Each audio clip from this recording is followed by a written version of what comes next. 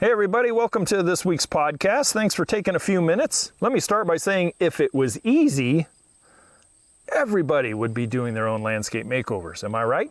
So, this particular week, we discuss 5 big reasons why people they don't start a landscape makeover, and then I'm going to offer some solutions to get past them. Maybe you will see one that has related to you, and maybe you will not.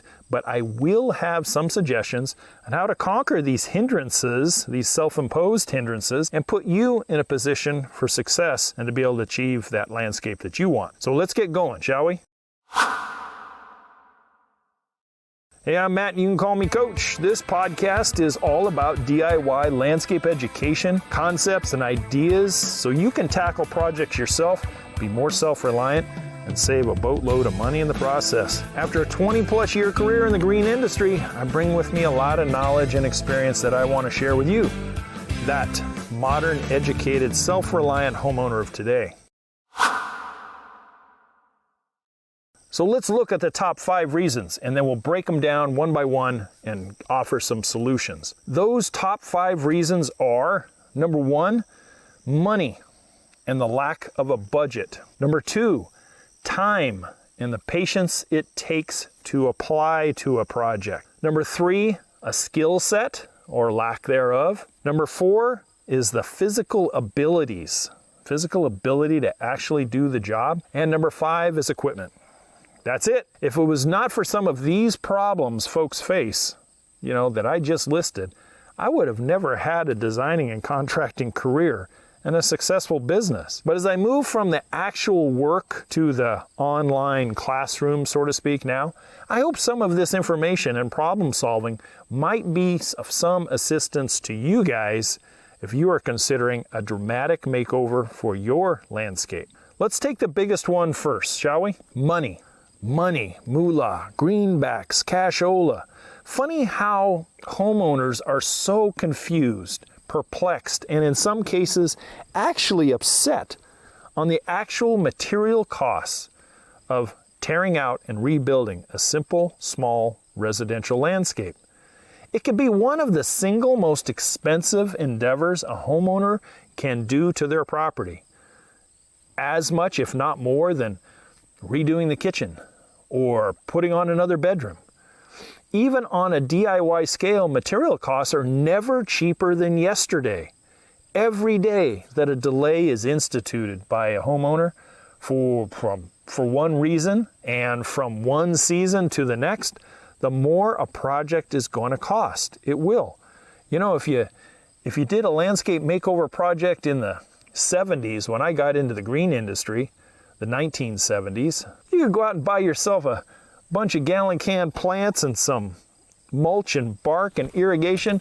You could buy the whole thing for probably less than $1,000 and redo a front yard. Nowadays, that would be like $5,000 doing that. So every time you delay, the cost will go up. So what is the solution? What is a solution? I'm not a financial planner by any means, but I have seen these solutions done by folks so that they can move on with either their own DIY project or hiring a pro. The first one I thought about was establish an accurate and realistic budget. And when I say that, you have to know exactly what you want to do and then go out and do the due diligence and find out realistically what is it going to cost to save the dollars necessary to do all of that, keeping in mind increased costs over time. So here we are in August 2021.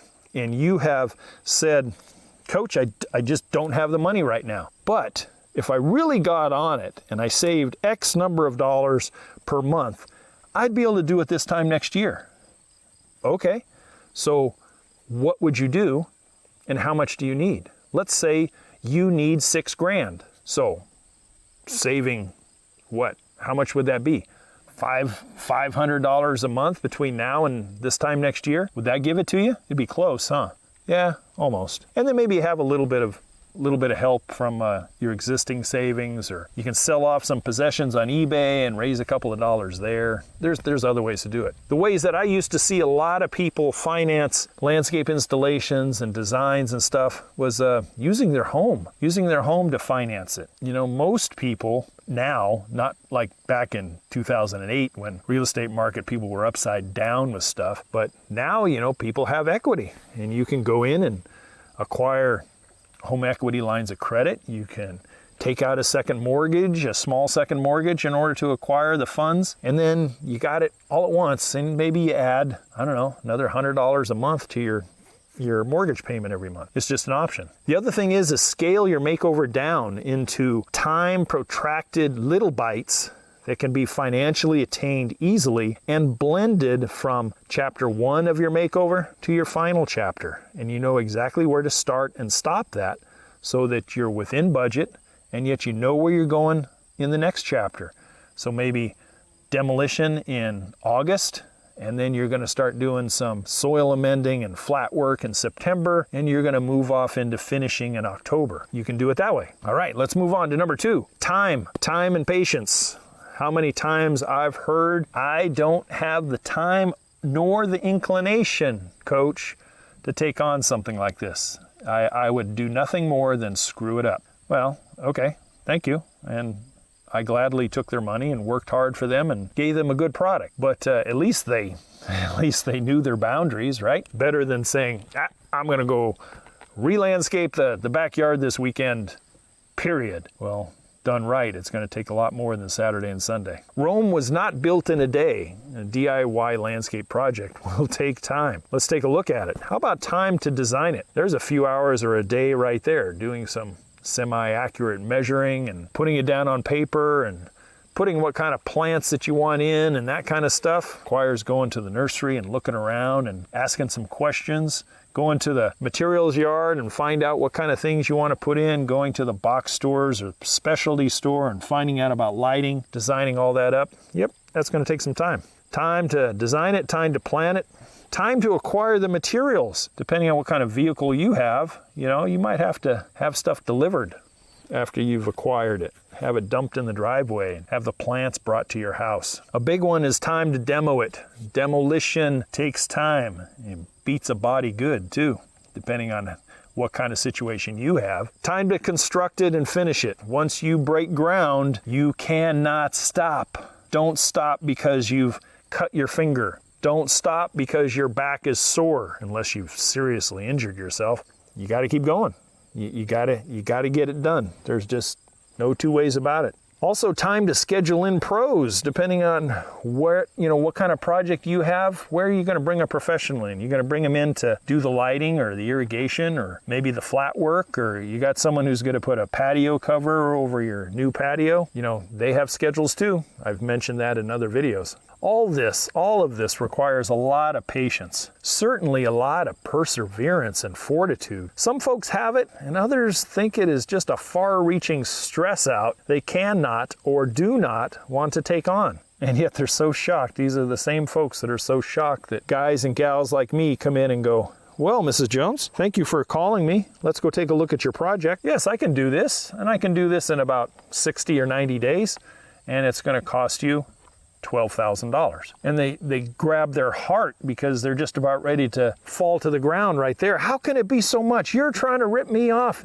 No, actually we're not, because here's the breakdown of the costs. So what are some of the solutions? Well, some of the solutions to the time and patience thing, I have always stressed to people in education, is practice by starting with a small improvement first.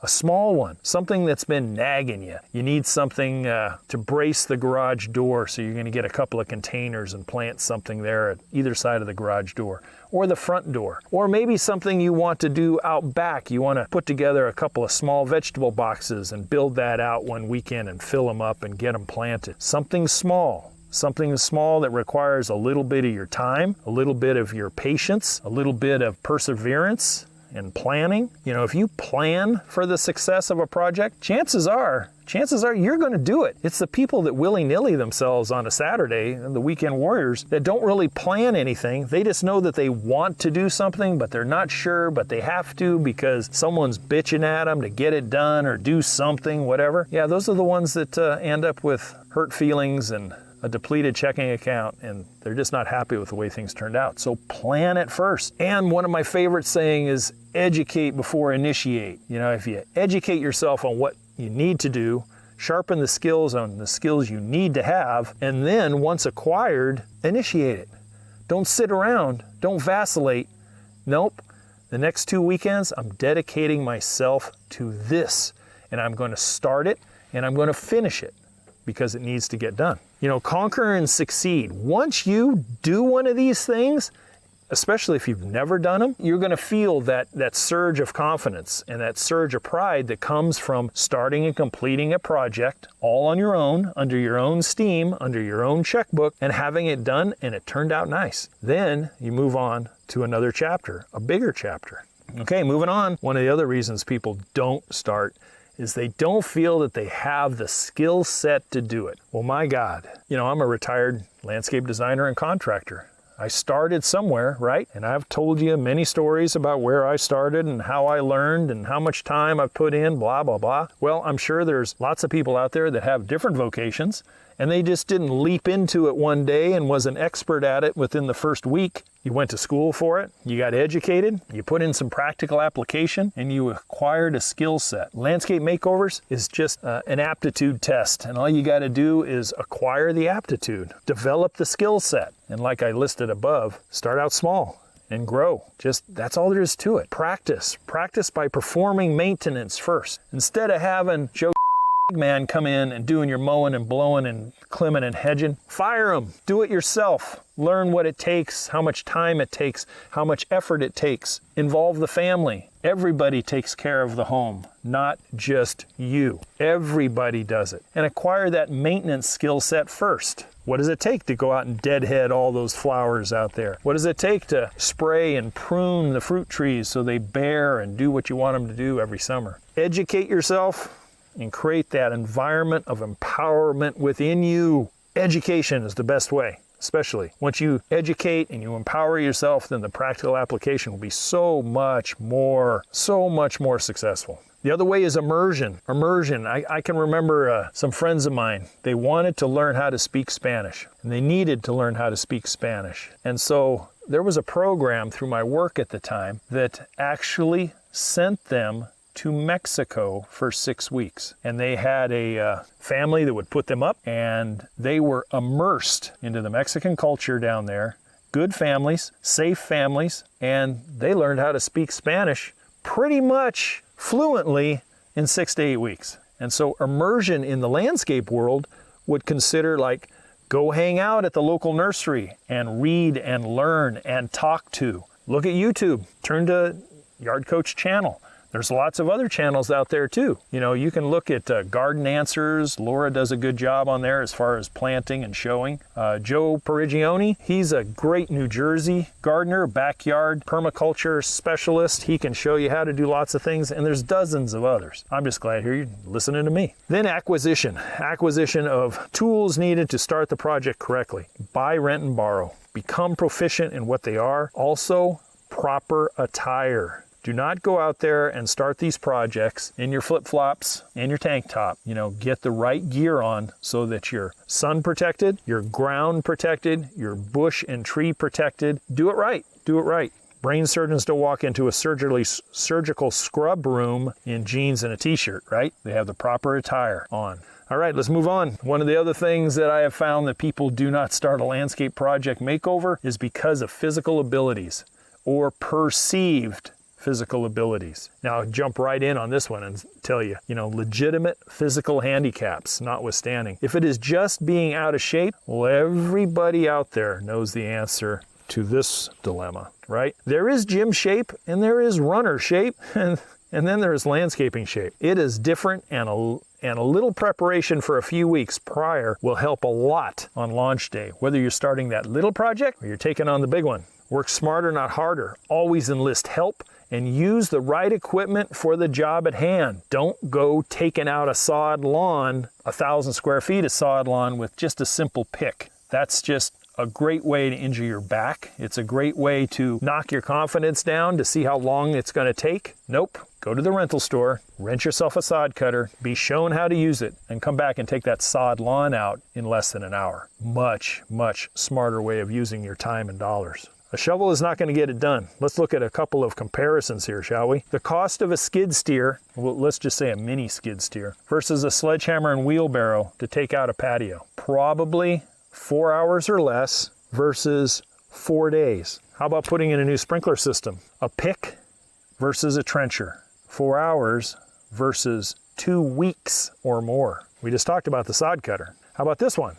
How about getting a 10-yard dumpster placed in your driveway or out in front in the street versus loading up your Toyota pickup over and over and over and over and going to the dump repeatedly over the course of multiple weekends to demo the backyard. Overcoming these hurdles will allow you to break through those barriers that others claim to stall them out, keep them in neutral for months, years, or in some cases forever. They just don't do a damn thing. So what I want to impart with you guys is don't play the victim. Don't play the victim. If you really want to be a DIY success in your landscape makeover, then do it. You have the skill set that can be acquired. You can find the tools. You can make time if it's important to you and your family to have a more functional yard, and certainly to the equity of your home. You just can't be the victim. Think it through and develop a plan so you can have that landscape makeover success. Maybe it'll be this fall, but you better get on it because fall is right around the freaking corner. Maybe it'll be next spring or maybe early next summer. And you have all this time now to gradually put something together so that it will work for you. You'll have the dollars, you'll have the time, you'll have the patience, you'll have the perseverance, you'll have the fortitude, you'll have the skill set, you'll have the physical abilities, and at the time you will have the equipment ready to go. Because hey, you had a coach, someone that helped you out, put you on the right track, right? But if you play the victim and only admire others' yards or peruse Pinterest and ooh and ah over Google Images forever, nothing's ever going to get done. Use those things as a planning and designing tool, and then initiate, execute it, get it done. And then you will sit back and go, wow, I really did do this. And you're a success. And your family will be proud of you, or the family will be proud of themselves because it was kind of a team effort. Your family and friends will ooh and ah over your yard now. And then you can throw that fall barbecue or that Memorial Weekend barbecue next year and say, yep, it was right here. I did it. Yep. That $12,000 coach wanted to take from me, I got it done for $5. There you go. That's what this episode is all about. Overcome those 5 big obstacles and you'll be on your way to a DIY landscape makeover success. Well guys, that's all I got for this week. I sure appreciate you sticking with me to the end. Hey, do me a favor. You want to take care of an old retired landscaper? Check out the website. Man, we did a drastic reduction on the DIY course, which would seriously put anybody into the skill set mode they need to be. And we always have the book for $20. Great weekend read. Check it out. And we always have the free DIY checklist. So I'll catch you guys next Friday as always. Thanks. Coach says goodbye for now and take care. Thank you for listening to the Yard Coach podcast. Don't forget to head over to the website at youryardcoach.com, where you will find more DIY landscape education, including the free 15-step DIY landscape checklist, Coach Matt's ebook called Landscaping Simplified, and the flagship digital course, Homescape 1.0. As always, if you have any questions or comments, you can email Coach Matt directly at youryardcoach@gmail.com. We'll see you right here next week.